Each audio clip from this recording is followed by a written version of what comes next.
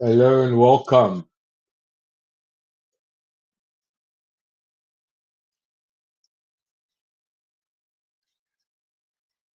Hello and welcome.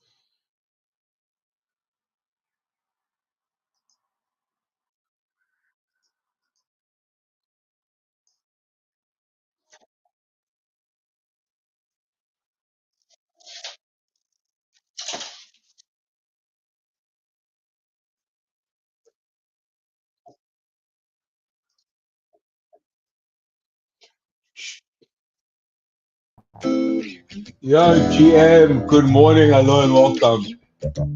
You are listening to the Sugar Shack sessions. Before we start, this is one of my favorite right now, a little indie band, so enjoy yourself.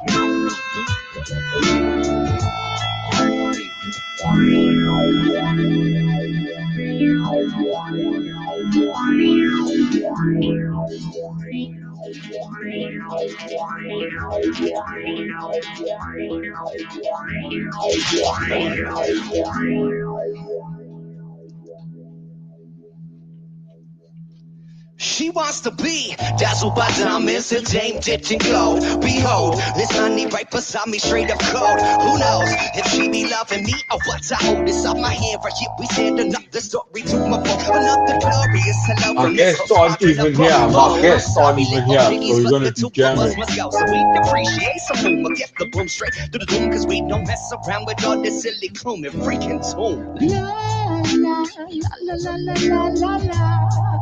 She loved me like $1,000,000. La la la la la la la. La la la la la la. She loved me like $1,000,000. La la la la la la. Yeah, well, I'll be your big daddy. I roll up in the caddy. One hand on my thigh, with the other rolls a fatty. She's the sweetest in the Cincinnati. But my kitty getting caddy. I'ma saddle up and ride it to the valley. But Sally, today is not your day. I got a steady. Pretty prison vixen is addicted to this luxury. She got an appetite for dynamite. All the finer kinds of hype. Designer minded, time and find it. Lovely lady, love me like. La la la la la la. She loved me like $1,000,000. La la la la la la. La la la la la la. She loved me like $1,000,000. La la la la la la.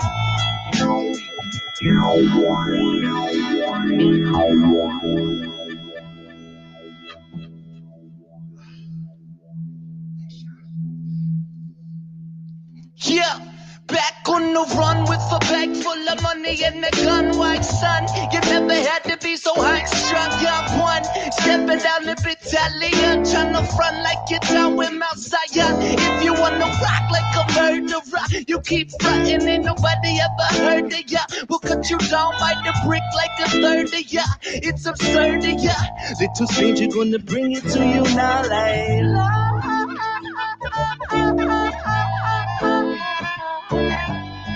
yeah. Okay, Kevin, man, tell them.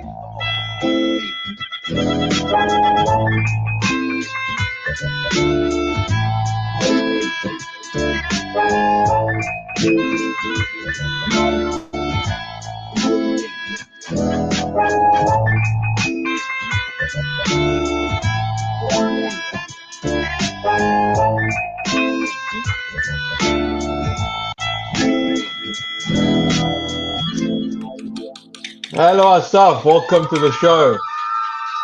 Hey, dude, great to see you again. We just had a bit of a jam. Thank you for joining us. You came just at the end. Did you hear any of that music? Oh, it's amazing. Yeah, it's the little Sugar Shack sessions. It's like a tiny desk, sort of like a gathering of live musicians, but reggae and indie music. So I found them from one artist that I listened to, and now I've gone on the whole rabbit hole. So yeah, fantastic. And let's say hello to Mati as well. Mati, welcome to the show. Dude, what were you jamming to just now? That was awesome. Did you like that? Oh, it's coming soon. Hey, Sugar Shack Sessions. It's called Little Stranger. They're an incredible band, indie reggae band. Hopefully, we'll get to see them live. Maybe we'll bring them out to Tel Aviv. So anyway, good morning to you guys. GM. It's great to be here on the breakfast show. Mati, I think we're going back to the 6-month chop period where every day we check in. We're like, nope, still chopping. Is that what's happening now, or do you think we're going to break that 100K before the end of the year? Oh, dude. Yeah, let's take a look. So the big news yesterday came out that Joe Biden's administration had transferred 2,000 coins from Silk Road to Coinbase. The quick mathematics on that's about $2 billion at today's values of 100K, or rounding up to 100K. That is, I mean, it's enough to make a significant dent in the market if they do like a market sell order or something along those lines. Although, I mean, it's not a huge amount when you consider, the daily traffic and daily flows of Bitcoin and on-chain volumes and stuff like that. Here's the chart. Very simple. We take a look at this massive run. This was the previous all-time high, 74,000 even. That was broken on election day as soon as Trump's confirmation came in. Zoomed to the moon. We did not have what it takes to breach that 100K level. It could go straight up from here always, but I think that, this 40% movement within 3 weeks has kind of exhausted all of the buying pressure. And especially if we get Biden's final White House dump, we could be looking to test support somewhere around the 74K level. Watch that blue line every day creeping up towards that level. So maybe we get double support. The headlines are going to read Mati calls for 74K by New Year's. I wouldn't say 74K specifically. I mean, that would be like very trippy, but like even 76 or who knows, maybe even 80. Again, past performance does not equal future results. Nobody fucking knows where the market might end up going one day, and especially in the short term. All we know is long-term trajectory is up, and as I've stated many times, with the Trump victory, Elon Musk coming in, Dogecoin occupying the U.S. government, completely reducing government spending. This is going to have a knock-on effect, which is going to lead to freedom and prosperity for all mankind. Other countries will have no choice but to follow suit within the next few years after seeing the magical results of smaller government, democracy will do its thing, and politicians who are campaigning on bigger government are going to get the axe. And therefore, I believe, and I just had confirmation bias last week. I don't know if you saw the podcast with Joe Rogan, with Mark Andreessen. As soon as he said the words, we're entering a golden era, I jumped up in my seat because I said those exact words in my newsletter a few days prior. This, with the technology that we have today, if government gets the F out of the way and doesn't try to control things like Andreessen revealed, we could indeed be going into an age of peace and prosperity that could last for centuries. I see nothing stopping the human race. So let's fucking go.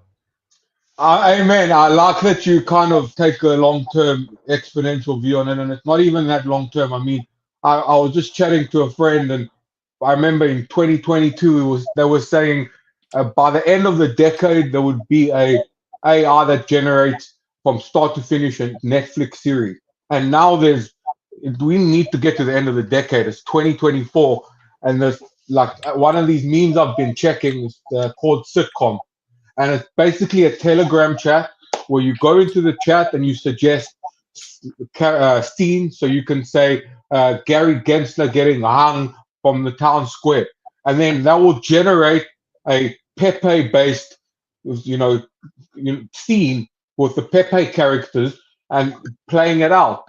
Everything's generated by AI: the text, the script, the voice, and it's 24/7 like sitcom of Pepe characters talking smack, and it's Nice. completely AI generated, and that's 2024. We got to that. I'm talking to you 3 years ago. There wasn't even the first edition of Midjourney. You couldn't even generate a picture or a little bit of the tag. So, to see that explosion of prosperity and wealth, and to see it combined with crypto for whatever reason that we'll discover soon, is incredible to see. Asaf, GM to you, welcome. I think I like if there's something that if there's somebody that can talk to crypto and talk to AI and talk to why or if they should be married together, we've got Asaf on the line for that. Asaf is the co-founder and COO of Addressable. I got to know Asaf a little bit during when the war started. Right, we started to use Addressable for targeting. We had like 3 days before the whole of crypto Twitter turned anti-Semitic, and we took those 3 days. We ran on that. We raised some money for families and victims of the October 7 attack through crypto, and then straight the sentiment shift on. So I got to see a bit of their platform and how they work on Twitter. It's exceptional, and I'm happy to have Asaf here to update us where what's been a year since then. So how's You it got to come give along? a disclaimer as well, Dudu. The disclaimer, of course. Anything you say, no. Thank you to DLT Law, our sponsors for this episode. DLT Law are your partners for all things regulatory and compliance in Web3. Build responsibly with DLT Law. I think it's super crucial to have the right lawyers who understand the game right now, because you're going to start to see some shifts in the US market with Trump coming in, hopefully appointing a more friendly SEC chairman or chairwoman, and getting those securities laws sort of ironed out to make it much easier for companies to issue tokens, to launch projects, to get, not get debanked. The Democrat were debanking crypto founders, and now there's a chance that Trump might remove capital gains for US issued tokens. So we're about to see our 180-degree flip in the attitude. So get yourself a good lawyer. Asaf, maybe tell us a little bit, GM, tell us a little bit more about you. What's your take on what you feeling on the market? Are you ready for the 100K party? So thank you so much for having me today, Dudu. So kind of to provide the broader context, I'm one of the co-founders of Addressable. We build a Web3 growth platform that connects data about wallet owners from the blockchain, what they're doing on social, to help companies better understand their target audiences and grow. So my take on the market is from the perspective of both seeing data, seeing trends, seeing what companies are looking at. We're working today with some of the biggest companies in the industry, ranging from Polygon-based, Algorand, and more of that. So I would say my take on what's happening on the market, which is definitely positive, is coming from two angles.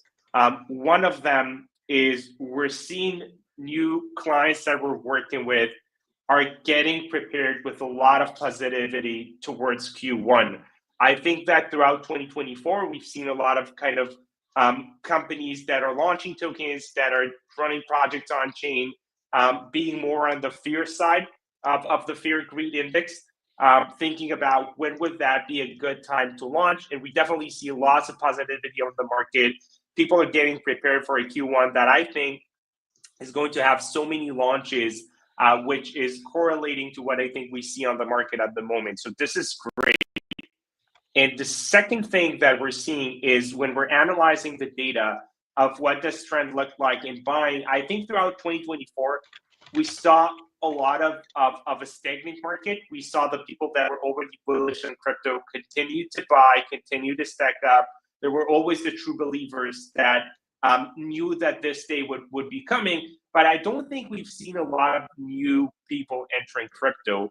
A lot of because the state of the market, we're seeing that starting to change. I think obviously the election of Donald Trump probably is the biggest factor in that. But I think there's another thing. I think the A16Z report on stablecoins and the state of that, with stablecoins getting to product market fit, is getting a lot of businesses to think crypto is not going away with the viral or the general feeling from the election. There's lots of confidence that that's even going to grow. How can we capitalize on that? How can we, as a retail business, selling fashion, selling travel, selling anything else, can benefit from lots of people that are owning crypto, that are looking for making that a meaningful form of payment? And we're seeing more businesses that are looking into stablecoins and payment as a mean of growth. And I think altogether that is generating an amazing feeling of growth in the market, going into 2025. Epic. I want to hear more about the stable. Then I'm curious about how, like, you're tracking the market push from a data provider perspective, because you're seeing, we're seeing Twitter, the feed, and you're seeing Twitter as in the numbers of the wallet holders going up and people becoming more active. And so maybe you can share a little bit about, give us a little hopium from the metrics you're seeing that will let us know that our bags are about to pump. Perfect. So I think there's two aspects that we're tracking. One of them is whenever we're working with customers, it typically starts with what are you launching, what are you looking to promote, who's the target audience for that. I think originally what we saw was a lot of businesses aiming for the natives, especially with DeFi and with Web3 gaming, that were then very, very deep into the tokenized assets. What everybody wanted are the people in the core of crypto, the people that understand the value of a wallet. They already have some net worth on chain. They know what they're doing. It was very, very difficult to find these users. I think what's changing is we're starting to see more and more companies aiming for the mainstream. There's a clear feeling that more people that hadn't been invested into crypto so far, or were maybe on centralized exchanges but not on chain, are demonstrating a clear positivity about wanting to go in. So this is one thing that we're seeing on the business side of things, right? Just by talking to customers. And if we're looking at the data side of things, we're seeing two trends that I think are going to be very meaningful in 2025. The first trend is when analyzing on-chain businesses that are accepting stablecoins. Either by there's a wallet, you can send that stablecoin and get goods, whether that's fashion, travel, or any other form of business. We're looking at wallets and smart contracts that are accepting transactions from a wide variety of clients at the scale that is meaningful, which is $50 to $100 million a year. We're starting to see a trend of growth, which is also in line with the A16Z report on stablecoin adoption. We believe that this trend would be leading to a lot of normies and people that are thinking about using crypto, using that to buy cars, using that to buy other form of goods, which in turn will open up crypto from the core in which it's in today into the mainstream, which I think it's not just about pumping our bags, but it's really about finding the utility and the redistribution of wealth that a lot of us have been looking for. Yeah, it's amazing. So it's not just about pumping our bags, but I think it's you know, when I see the amount of, and we'll get into that now, but the amount of just pure volume being generated on social media now with AI agents and all that's happening in that front. Hopefully Mati's okay. Shout out to Mati and shout out to the shirt that I'm wearing right now to Zengo. I got this last week and I actually just did my winter cupboard, like winter to summer, and a lot of the clothes that I threw away was like swag from company. Like I chose like which company's swag I wanted to keep. You know, I had like from old companies that I worked at or conferences that I've been to, whatever. And just like, okay, market cap dead, dead, dead, dead, dead. But Dengo I kept as a new one because I think that they're a great option for people coming into the space. And even if you're in the space, like I think seed phrase vulnerability is one of the things that keep me up at night. And it's great to try and, you know, use and try out a product that doesn't have those. So shout out to Zengo for the shirt and for everything else that's to come. Now back to our issue. AI agents, right? If you have you seen them around? I'm sure you've seen them. I'm sure that you've seen that big spike. Like on Friday, the virtual was popping off. There was also a comparative ecosystem in Solana with coins like V, Weifu, and other platform AI16Zs that allow you to create AI agent, and there are just tons of AI agents, and they have wallets attached to them. And the base blockchain is pushing very hard to combine like on-chain wallets with these agents. So you have an agent that has his own Twitter account, his own Telegram, his own wallet, and that's just going to create volume, on-chain volumes and Twitter tweet volume. Like, I think any company that doesn't have at least 2 or 3 of these agents for, on their socials every day will be forgotten in 5 years' time. Like the sheer volume of having all these agents, is just going to drown out anyone that's not using the AI. So, all happened very suddenly. All virtuals, all these platforms are barely a month old. So I'm curious as to your take. How are you seeing this as someone who came from an AI background and now, pivoting since then into crypto? Yeah, I think this is really finding the fit of what digital currency was all about. When I was doing my master's and my PhD, and kind of shifting from pure AI academic research into the world of crypto and blockchain, we were designing some layer ones. I used to give talks about Bitcoin and the meaning of digital currency. And one of the clearest things about the advantages of digital currency is especially when you're buying digital goods, right? Because then all of that can be programmed. You can generate the trust in which I can pay for a digital good and ensure that I'm getting the good, and the person on the other end is getting the payment without any trusted third party in the middle. That was a nice idea, but ultimately, I think what people tried doing with Bitcoin and with other currencies as well is using them to buy physical goods, which was difficult, right? It's still about, can I use my Bitcoin to buy a car or to buy a watch or to buy anything that's nice for that? I think the merging of an AI agent economy is probably the point of balance in which there's a new economy that's spinning up that has lots of value to the world.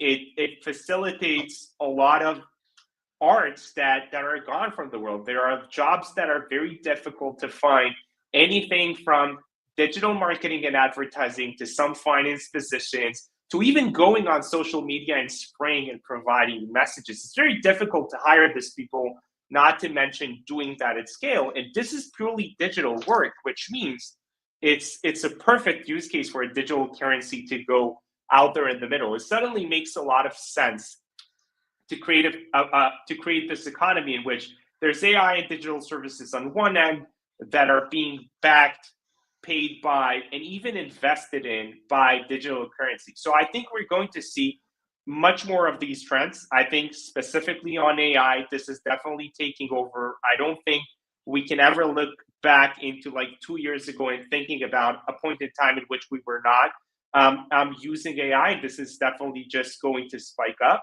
And I think it makes so much of a perfect sense to pay for that with digital currency that is removing the middleman, removing the need for trust, and creating a full economy in which you can consume services without thinking about what exactly does it mean, how do you pay for that, and how to. I got a question, right? So we got AI agents now running around with crypto wallets and building their own businesses and stuff like that. So, I know that we're all worried about the Terminator future. Maybe not as prevalent at the moment, but I'm thinking about something even worse, is where maybe the AI agents get too good at managing money and building businesses. They squeeze the rest of us out. So what happens when they start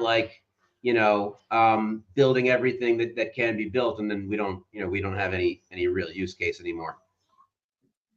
So it is the Terminator use case. I'm not able to predict the future. I don't think any of us can. Oh, come on. What I'm seeing, yeah, I'm not the fortune teller, but what I do think about the state of AI is, and I think we saw that a lot with Tesla in their evolution, is we'll ultimately need to bound what a specific AI is built for. And I think we're still a bit far away, not just from AI building another AI, but also from the point of orchestration, right? The ability to kind of manage different AI agents that would fill on different tasks and kind of combining everything for a very perfect decision making. I don't think we're at this point just yet, and I'm dying to hear your thoughts on that, Maddie and Dudu. If you're thinking it's if we're kind of on the brink of, you're saying the AI is very much in the tactical, in the yes, the sort of the tactical level, still not at the strategic level where it's deciding what best to put our efforts in as humanity, as a universe, as organism. But it's very task specific as opposed to more generalist. And that's, I think, what people talk about AGI. They the end goal, and like people were scared that ChatGPT and Anthropic were getting very close to AGI because the curve just went vertical. And if we had got to AGI, there was a fear, yes, maybe AI can start to be on a strategic, operate at a strategic level. But I think, Asaf, I'm curious to hear from the technical side, but there seems to be some block in the last, couple months since ChatGPT, GPT 4.0 came out, or 3. We haven't seen that exponential growth. I think it could be maybe they're throttling it, maybe they've got more powerful capabilities in these little cells, the Anthropic or OpenAI, or these companies, maybe they have more powerful models, or maybe we just hit some sort of a limit that we need to break through. But either way, I look at that outcome, what you talk about, Matti, as a utopian outcome. Like, there's a lot of shit in my life that I rather not do. I'd love sitting here talking to you guys, but all the things around it, like creating a link and a graphic and a description and that, I just want to kind of speak into my phone. I'm chatting with Asaf and Matti about this and this, and then in 1 second everything is set up for me. And that's and managing money. How much more so? Like, I see that I want, imagine having an AI that can beat the meme coin market, and just winning you, making you money. And what are you going to spend your time on? That's a big question. I think for a lot of people, their income is not just a source of, their job is not just a source of income. It's a source of belonging and meaning and definition. I am a doctor, I am an accountant. if you take away that, people without that, like if they independent or they become lost. They haven't really no mooring because for the whole life, 5 days a week from 9 to 5, and except for 2 weekends a year, they were an accountant. And then they got home, they were a dad, and then. But when someone asks you who you are, I'm an accountant, I'm a doctor, I'm a lawyer, I'm a this. And AI is just going to change the game. It's going to let us focus on creativity, on expanding consciousness, which is a very religious sounding uh, goal and target on the one hand. On the other hand, that's Elon Musk's and all the effective accelerationists on the tech side are using the exact same language. Expanding consciousness, making consciousness multiplanetary, and consciousness is the end. I think the end goal. And a lot of people, they don't have time in their day to expand consciousness. You can't sit and meditate that and study and read and explore and create if you need to stare at spreadsheets or make fucking 200 PowerPoints for the man before the weekend. So I think having that AI take the load off us will allow us to focus on that expansion of consciousness, which a lot of various groups agree is a worthwhile target for this man-machine hybrid that we've got going on. Yeah, I think it does raise the question. Yeah, absolutely. And I think it goes back to me to what Mark Andreessen said on an interview, I think it was last week, about Joe how Rogan. It's going to make everything a commodity, right? Everything that is expensive today, ultimately, if you start breaking down the value chain, it all goes to labor, right? Labor is very expensive. And if you pile that up to every product or service that you buy at the end, it becomes expensive. But when the labor is done by AI, so many things will become a commodity. I'm curious to hear what you guys think about what would that actually get. What would that actually make the economy look like? What would our day-to-day look like when this becomes the reality? See, this is what happens, Dudu, when you don't do your job properly. The guy that we're supposed to be interviewing ends up interviewing us. Hey, by the way, if you're watching and you are a human, please hit the like, retweet, follow buttons, and write a comment because we can see the comments. And we like it when humans are watching. So far, only one human is watching, 3 panelists. Not a good viewer to panelist ratio. So please let us know that you are in fact watching, even if it's just the recording. We'll see that later. If you're a bot and you're watching, or if you've been paid to be here, somebody paid you 5 cents to put a comment, just put the comment excellent or nice work. Don't try and figure out what we're talking about. Just do your job and GM, yeah. Just GM or nice or excellent. Nice, excellent. Good content. Those are great. Those are great projects. My investors, you got on the front. Great projects. Excellent. There we go. LFG. Good morning, sir. Yalla Bitcoin. Good morning. Thank you. It's good to have humans in the house. Hernan is a verified human. I've met him in real life, so we know that he's real. Anyways, but this is your issue. I don't want humans watching. I want Zeri Bro and Goat. I want the ARs watching, the top ARs. It needs to be a different benchmark for it. It needs to be on an intelligence scale. I want and I don't know, because I would rather have 2 world-class ARs than 1,000 low-class humans watching my show, because the ARs can then go and create conversation around you afterwards and pump you up and that.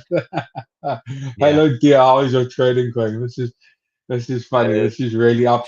But I want to Asaf, you asked us a question before we were rudely interrupted by the bots and the human.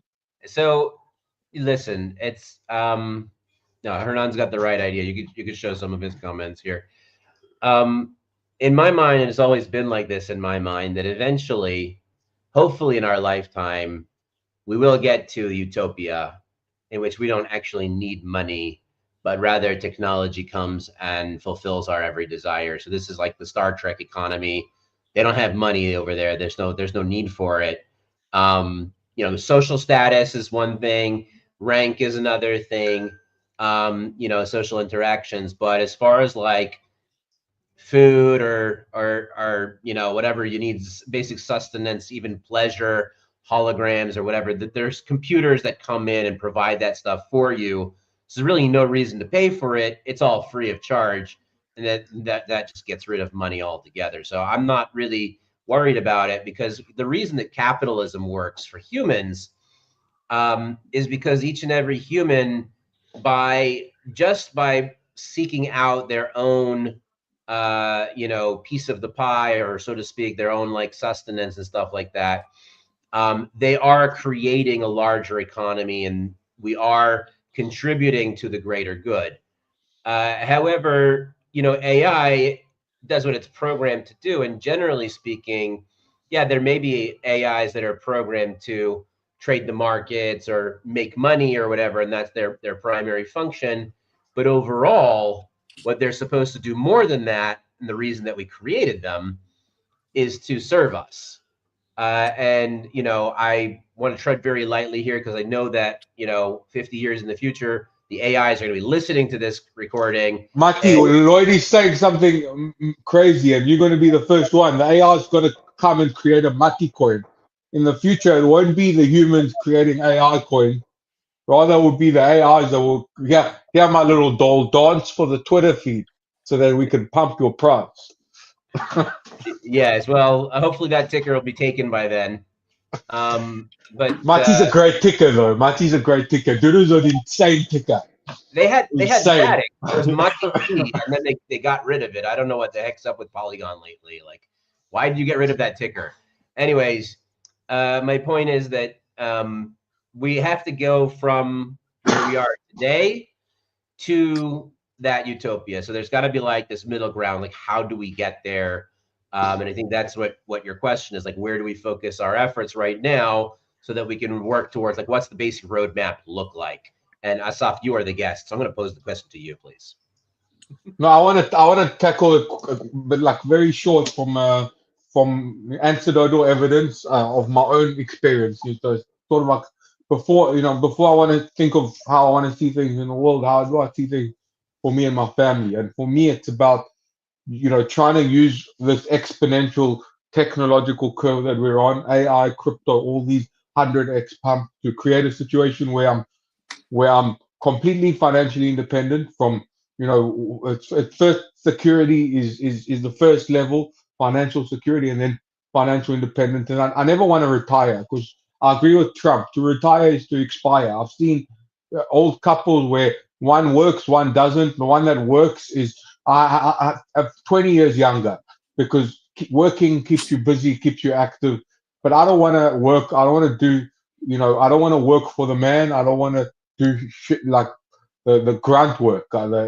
Basically, I want to work more in the sense of creating, writing and creating and interviewing and talking. And I want to have more time for things that don't have an ROI. Like I run a charity in South Africa that I don't really give a lot of time to, because I got to pay bills, so I'm too busy chasing meme coin. So I would give a lot more time to that, and people would be able to orient themselves towards, again, the greater good and expanding consciousness, as opposed to having that be like, oh, on Tuesdays we do communal social responsibilities. So every first Tuesday of the month, we all go and pack boxes, and it's like 1 hour a day, 1 hour a month where we're good people, where we kind of like think of the greater good, expand content, and the rest of the time we're just PowerPoint, emails, and Excel spreadsheet. So I think, that's what it's about. It's orientating your life towards things that don't necessarily have to make you money, but they're for the greater good. They're about increasing goodness, kindness, consciousness, well-being on the planet, both of yourselves and of others. Yeah, and I think if we're and I think if we're trying to take that down from kind of the philosophical discussion of AI, where does that make me crypto, I can also take that into the concrete level, perhaps a bit by showing a bit of what we're building and where do we think AI is really going to change how crypto companies. Let's do the demo. Let's do the demo. Let's hit it up. I think it's time for the demo. Let's do that. Are we doing a demo for Addressable then? Yeah. Okay, well, Yeah. in that case, I do have to tell you that several of our guests have tried to shill us things that didn't necessarily pan out for them. You ask difficult questions, and sometimes Mati, listen, we we've should, had it's several not, guests try to sue us before. Okay, so your presence here does it's not a demo, it's a roast. You're going to show us your project, and Do then the roast. Do the roast. Mati does we a roast. like a few of them, honestly, we have. But you know, if you're going to come and shill us some shit, you got to know that you're going to be prepared to face the Let's music. But see this. Hi, Asaf. Let's go. Yeah, No, like, I would say, your agreement I would say to up content.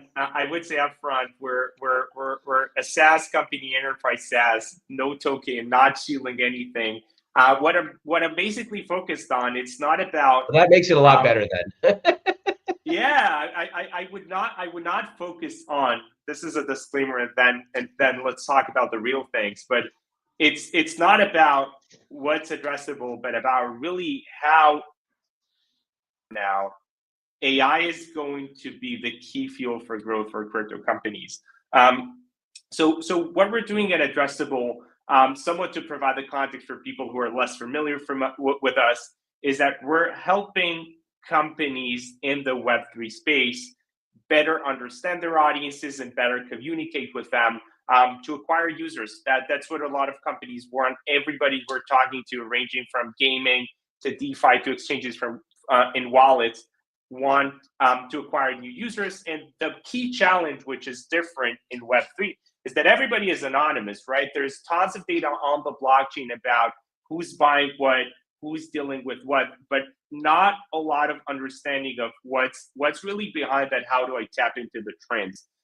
What we built in Addressable, and that's just as pre-context for what I'm about to show, is we created a database that enables companies for the first time to target people and understand them based on what they're doing on chain. For instance, if you're a DeFi company looking to better understand the existing users of Uniswap, because that might be the users that you want for your DEX, for the business that you're promoting, or users that are dealing with 1inch token on the BNB chain, because that's where you're building. What we're able to provide you is better understanding of these audiences on the specific blockchain based on when they were last active on the blockchain and what's their net worth, right? This is this amazing ability, if you're thinking about marketing, to ask the question, who's our target audience? Where are we aimed at? Where can we find these users? What can we know about them? Let's call it, for the sake of that, DeFi users. So the way in which companies are using our system is starting by gaining a better understanding of the realm of these wallet owners. What are they doing on chain? What are they doing off chain? Where are they coming from across the world when we're trying to reach out to them? What's their balance distribution? How many of them are whales versus people just getting into crypto? What NFTs and tokens do they own? Who do they follow on social media? Who do these users care about? And what's the story behind these users? The reason I am showing you that, as well as our ability to target these users, right? It's very easy to use our system to launch campaign and target users on X, where literally all the discussions around crypto take place. This is also where this live goes. So hi, GM to everybody on X, Display and Reddit, and ultimately track and measure everything that's happening on your funnel. This is the 1 minute about everything addressable and how users are using our system. Now, when I dive into where does the AI goes in, I'm not sure how many of the people in the audience has a background of marketing or paid marketing. But this is an art that is much more difficult to master. The understanding of how to build target audiences, how to analyze them, how to do competitive analysis, how to do better understanding, how to buy media, right? If you have a budget of $100,000 a year or $1 million a year, where do you buy the media? Which are the channels that are actually getting you good return for what you're building? this is a skill that is very difficult to find. And in particular, if I'm looking at crypto as a vertical, these people are almost not around. Think about every crypto company that you know, that you're in touch with. Perhaps it's your founders in the crowd. Think about your own company. How many of the people within the company know how to buy media correctly, to analyze audiences, and to drive growth in a data-driven way? And that's not a challenge just for you. It's actually a challenge in the growing world of SaaS. And this is where the AI fits in, right? This entire kind of intro, it's all leading to the same place. What we're building in Addressable is the actionable intelligence using AI. What we're trying to do is we're trying to take the data, surface that very easily, and use AI to fuel the growth of your company, whether what you're building is an exchange, it's a wallet, it's a Web3 game. And we're fitting in the AI in several places. One of them is when building audiences and looking at target audiences of interest that you want to target, what we're providing is a recommendation of other businesses that are similar to what you're building. For instance, if what you're building is in DeFi, which is the same example that I provided with earlier, you might not know what are other DeFi businesses that you're looking to build with, or if some wallets are converting on some DeFi businesses, is there a correlation with other businesses that are converting for the same thing? Similarly to the well-known example in marketing, that people that are buying diapers in the supermarket are also very likely to buy beer, because these are parents to young children, and these are two products that don't look like they're similar, but eventually it's the same audience that is buying both. So you can use that by tapping into our audience recommendation, which we have AI that is mapping more than 1 billion wallets on more than 7 blockchains and growing, analyzing the profile of the wallet owners on chain. What are these users buying? And if I'm looking at my business or the business of my competitor, I can also find other users on chain that are looking to buy the same thing. And this is how I can grow my audience without hiring anybody that's an expert on analyzing target audiences, and analysts that would find it difficult to get the data, would find that difficult to getting the results. And everybody, either way, in crypto startups, they're working 120%. So this is one thing that the company management can actually very easily, using AI in our system, better understand whether target audience is on the blockchain that we can aim for. And what you can see over here, these are some additions. Like if you're looking for people originally that are dealing on Uniswap and 1inch, why don't you also target the users that are owning the sushi coin? So this is one part of the AI and how to kind of tap into additional audiences. The second part of the AI, it forms with attribution. So attribution, for those of you who are less familiar with that, it's the practice of when you spend money on campaigns, be it PR or influencers or organic work on social events, in paid ads, what you ultimately want to know is what's bringing out good returns, right? And this is a very challenging task, analyzing all the channels that you're running. And ultimately, what marketing wants at the end of the day is to report to leadership about the trends, right? Think about your marketing teams in the average crypto companies. They're doing so much work. They're overwhelmed by everything, right? They're trying to get the conferences done right and the PR and everything. And at the end of the day, CEO or founder is asking, what's actually driving return, right? So what we're building is the one ground source of truth that feeds in all of the data for everything that you're running from the variety of sources, from paid ads and users visiting the website and converting on chain, going into Telegram, going into Discord. All of these events are flowing into our system. But still, that doesn't solve for the challenge of forget about it. Just tell me, how am I doing? What is working well? What is not working well? This is what we're launching next month, which we're referring to that as trends, which with an AI that is running on all of your data. If you want to address the question, for instance, out of the traffic that I had to my website that had a wallet installed on their browser, how many of them are actually buying that? What are the different sources from which I'm getting to these users? What you'll be seeing over here on the right-hand side is you're doing very well with your campaign running in the Ukraine. We've actually seen a 30% ROAS that's been driven over there. Your organic social campaign has been decreasing with 30%. We recommend that you change the creatives with what you're doing over there. On paid search, the terms that you're using, this one is working very, very well for you. So this is something that we'd invest more into. This is the power of AI in days in which it's very difficult to find marketing professional in crypto. So getting these insights floating on top of the surface to understand how well is your marketing going, how well are we able to promote the product to build a sustainable business in Web3.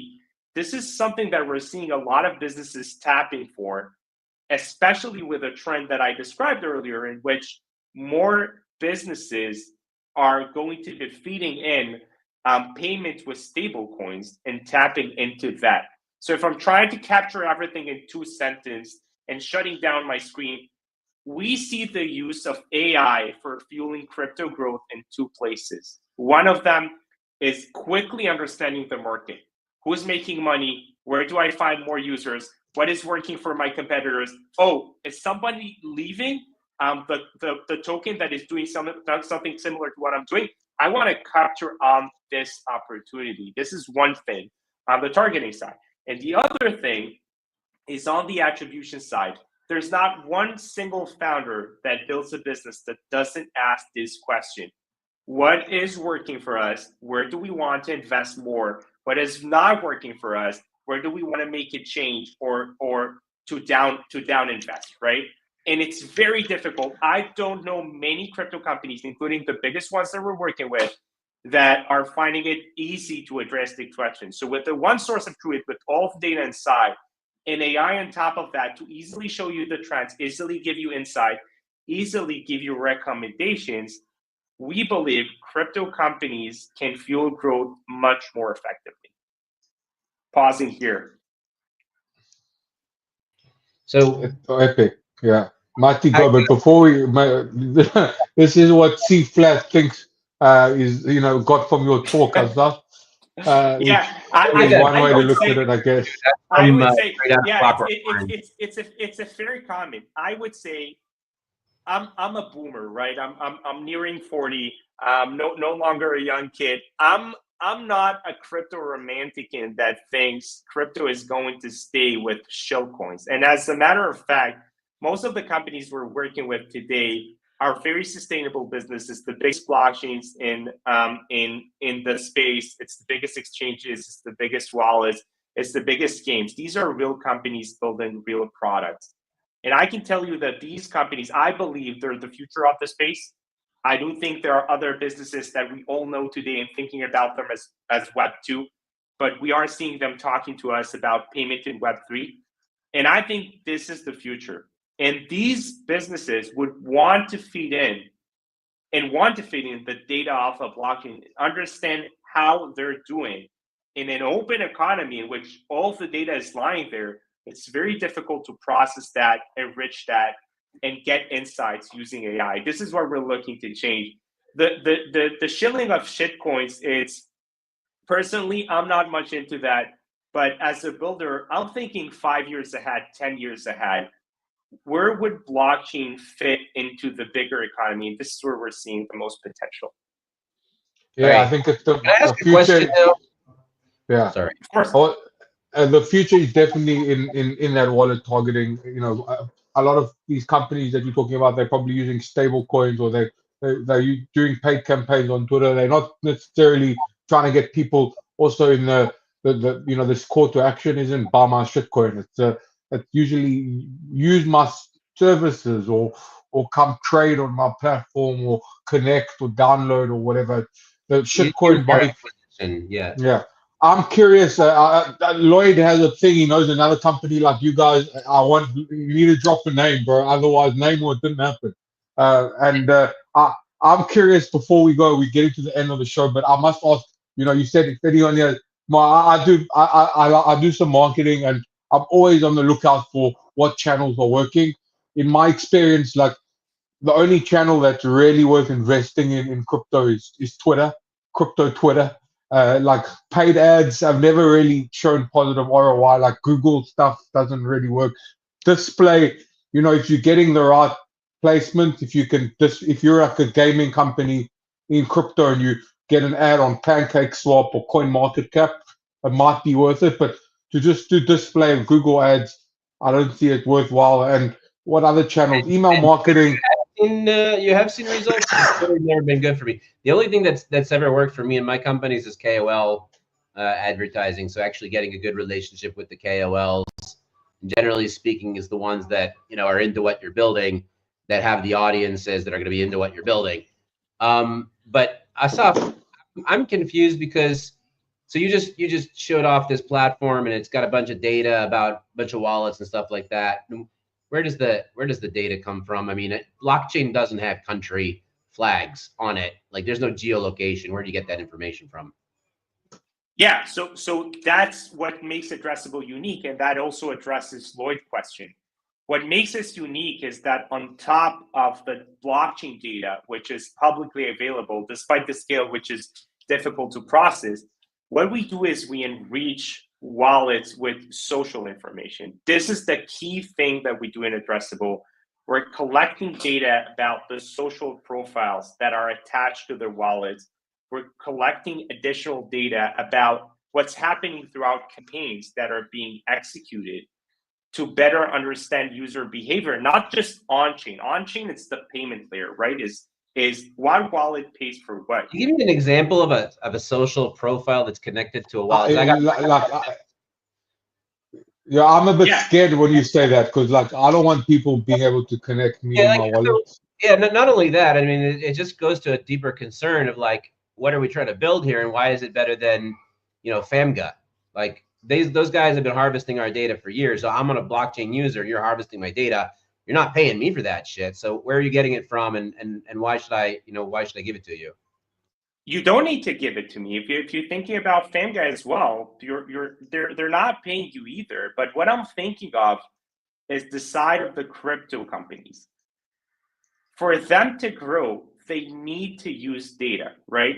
And I think the more they're staying with the KOLs within the niche, not using data for growth, we're going to be stuck with Web3 not reaching the mainstream. So as a company, we're fully I agree with you on that, and I'm looking forward to trying this out for several of my companies. However, I really would like to know where this data is coming from, because you mentioned socially connected profiles to your wallet. I'm not sure that I've connected anything socially, and I've got, you know, 30 burner wallets over here. So maybe you could explain to me, like, what if I clicked on connect that might give you my country flag? So it's not an opt-in connect. We collect data from a variety of sources that I will not elaborate on but they're all permission based on terms and services. And the one thing that you've not seen in the demo, and you will never see that, is we never provide the individual that's behind that, right? And to be, I mean, without the bullshit, no one cares about that, right? No one cares when they're building for marketing who's the specific person behind a specific wallet. We're not a compliance agency. We're not doing anti-money laundering. It's about understanding. The reason that I'm concerned is because I'm your product. You're selling my data, and I want to know where you got it from. So I'm not selling your data, right? What I'm selling is the trends, right? It's all based on terms and services. If one source of data is Twitter API, for instance, right? I'm not selling your data. You Wouldn't understand that, right? it be nicer though to like incentivize the users? And I mean, I've been involved in several projects, none of them Yeah. have gotten very far, but to create a marketplace where people can sell their own data. Yeah, I would say as the vision, it's an amazing idea. But being realistic at the given point in time, it's impossible to bootstrap at a scale that would really build for something meaningful, right? Because eventually, whenever you bootstrap a marketplace, you always start with the supply and never with the demand, right? If you start with, let's find users that are willing to lease their data to buy the data source, I haven't seen any example of something like that. You can send them an airdrop. You don't need their permission for that. Yeah, you can send them an airdrop, but have you ever seen such a project that does that gets to tens of millions of entry points out users that are actually buying? Like, think about marketing use cases. What you ultimately want to find is trends about users that are buying. What I've always seen with projects that are finding people that are willing to sell the data and care enough to spend the time into that, they're going into the market of the non-buyers. What we ultimately want to build, and it might have shifted down into the rabbit hole of where do we get the data? And I'm really happy to address all of these questions. It's just that we're at time. We have on our website, by the way. Oh no, you don't, man. We go on. Question, man. Yeah, No. I think what I do want to say is that you were asking earlier, and Dudu was mentioning whether this actually worked, right? I think you can go on our website and find a variety of case studies that you can look at different customers that work with us and see results of what works. I think, Dudu, you've seen that working as well for Crypto Aid Israel, right? The ability to find, and there's a full case study about that, the ability to find donors that would donate to the cause of Crypto Aid Israel had a 200% ROAS. You know, it would be interesting to go. I'm thrilled, Asaf. As a founder, I'm thrilled. I can't wait to try this, and I'm booking a demo right now as we speak. But as a user, I'm outraged. So I hope you understand my conflict, my inner conflict here. Yeah, it's a conflict that I can. If you book the demo, we'll schedule some time to go over that. I've got one last question about the data thing. Yeah. I think we'll wrap it up nicely. Your technology and abilities, would that give us the ability to map one-to-one data, social profiles to wallet, or is it more of a sort of clustering, right? Where you can cluster different groups together and make some assumptions on there. Yeah, what we believe in, this is also the guideline of compliance. It's never about the individuals, right? Regardless of what's in our data stores, what you've seen with the platform at the moment is we're never surfacing the data of the individual users, both because it's not contributing to understanding market trends, where can you advertise, how well are campaigns going, right? You wouldn't see that at all with attribution systems, right? But the key part that is important is the understanding of the general trends. So on the compliance level, we're never revealing an individual data behind that. Yeah. Well, the lesson I got from that is just be more careful. I'm glad to hear you say that, and I would be thrilled if you said something along the lines of, well, eventually we'd like to create a data marketplace where users can trade freely and decide what they're sharing and what not. But in the meantime, what I'm hearing from you is that we're harvesting data, we know how to do it, and you can't stop us, and we're going to make money off of you, and there's nothing you can do about it. That's what I'm hearing from you. I would frame that under a different narratives. Unless Web3 companies are finding a good way to use data, where would this industry go, right? How much can you work as an industry that is not going into the mainstream, that is all locked in with cabals and with influencers that is stuck within their niche? Unless they're using tools of data, which you'll find in any other industry, as long as they're compliant, as long as they're ethical, as long as they're legal, which I can guarantee you, Addressable is on that side, right? What we care about in our key driver is, as an ethical company, as a compliant company, we want to help this industry grow. We're big fans of the world of blockchain from the academic perspective, from the startup perspective, from the corporate perspective. We're big believers that unless key companies in the space use tools to grow sustainably, where would the situation of crypto would go? Yeah, Mikey, I think it's a bit. Bridge. I think it's a bit. I think it's a bit like disingenuous because everyone's harvesting our data. Cellcom is harvesting your data, and the government is harvesting your data, and I know, but everyone. what are we trying to build? But what are we trying to do here? We don't want it to be the same. We don't have the same system. We want to build an identical system to what we already have. Literally, I understand. You want to see that fix the world with the decentralization, but it's not. You know, it's not there yet. And as long as you can remain a purist, right? You can remain a purist, Maddie, and I'm seeing this kind of form that is going in your head. But ultimately, it's the founder's dilemma, right? You have this idea of the perfect world that you want to build, but unless you build that gradually and in steps, it will find it very difficult to bridge into the mainstream, right? You want to build this kind of new domain that is using different practices for everything all over. I think it's a good vision, but unless you go gradually into that, how would crypto get there? I appreciate your explanation there, because it is exactly what we said half an hour ago in this discussion, that we're getting to the utopia. But how do we get there? We've got to take baby steps, and we've got to break it down into sizable chunks. Anyways, appreciate you coming on, Asaf, and really real pleasure to meet you. Thank you for having me, and looking forward to continue our chat. Thank you, Madi. Thank you, Dudu. I'm booking a demo right now. Are you kidding me? I want to see this shit, how it works under the hood, man. Coming on. Perfect. Cool. You have a wonderful day, guys. Thank you for joining, and we'll see you back next week on the Breakfast Show. Perfect. Bye, everyone.